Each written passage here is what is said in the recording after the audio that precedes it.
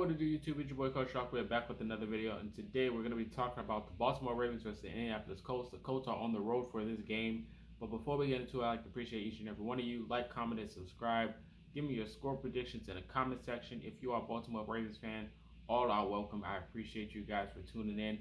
Let's hop into it, man. The Baltimore Ravens, one of those teams, man. It's week 3. They're currently undefeated. They got to keep this win streak going. That they're at home. They are a pretty good home team, but I think the Baltimore Ravens at night is just a different type of vibe. You know what I mean? This is a day game, so anything's expected at this point. The last time we played them, we had that Lamar Jackson game when he went crazy, and everyone just talks about how good he was, but nobody really talked about how banged up the Colts defense was. So of course all of his stats looked crazy, but he was going up against 6-string DBs. And this is no knock on Lamar, because I do think Lamar is still the biggest threat on the field in general. A lot of people might say Patrick Mahomes. A lot of people might say TJ Watt on the defensive side. But when you look at Lamar Jackson, his ability to create and get open and make plays, just being a playmaker, just due to his pure talent, he can throw the football, he can run the football, he can do both. He's a dual threat.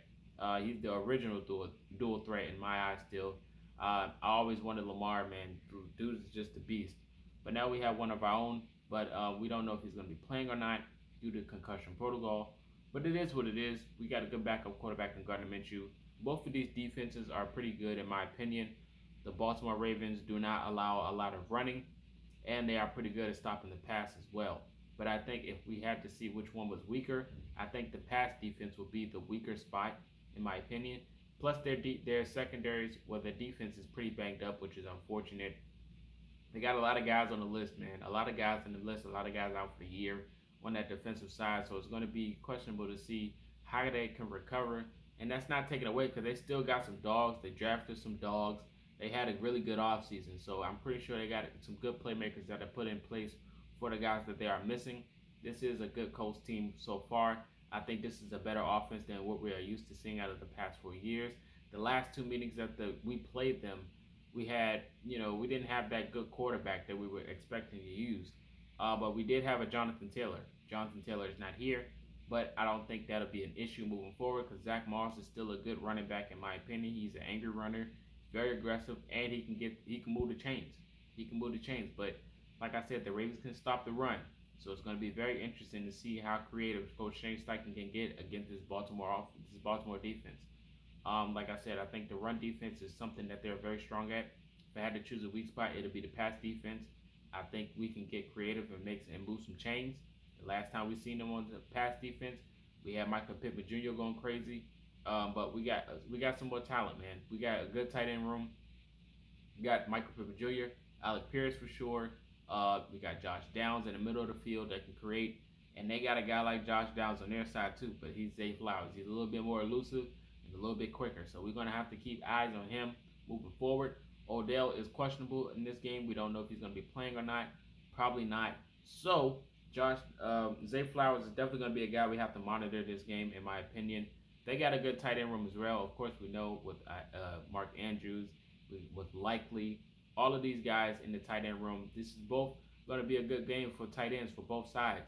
I think this is a perennial target for both teams.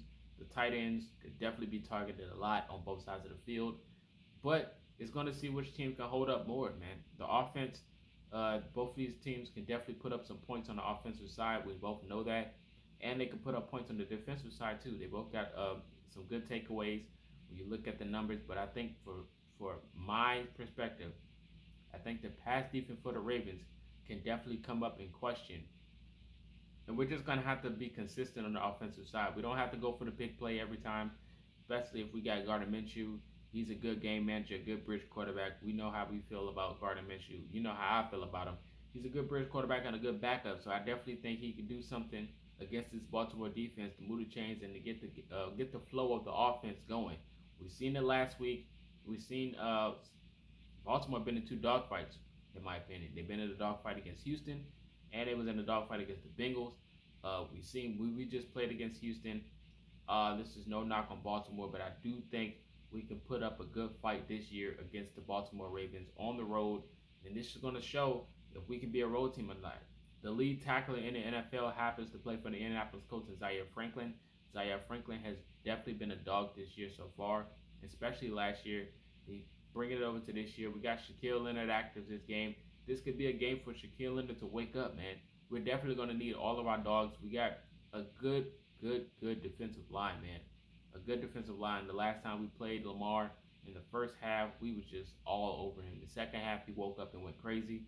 That happened the last two meetings, but this time, I feel like it's a little bit different because we're a little bit more athletic and a little bit quicker coming off the edge as well. So we can definitely put some pressure on Lamar to force him to make a read, and I do like our advantages against him. Not saying we're going to shut him down, but I think we can contain him pretty good, man. I really do. So I do have the Colts favorite this game. I think the offensive side for the run game could definitely be something. But I do think the Colts, when it comes to just talent this year, is something different about this team. It really is. Like I said, I trust Gardner Minshew. If we do happen to sit Anthony Richardson, I trust Gardner Minshew to go out there and get the job done. It's not me being biased. I just think what we've seen from him last week can carry over to this week. Now, if we had Anthony Richardson, that is something that the NFL and just fans in general want to see in a matchup basis. We wanted to see Richardson versus Stroud. We see how aggressive Richardson was in the first half when he was playing 2 touchdowns, and the defense happened to do what they did.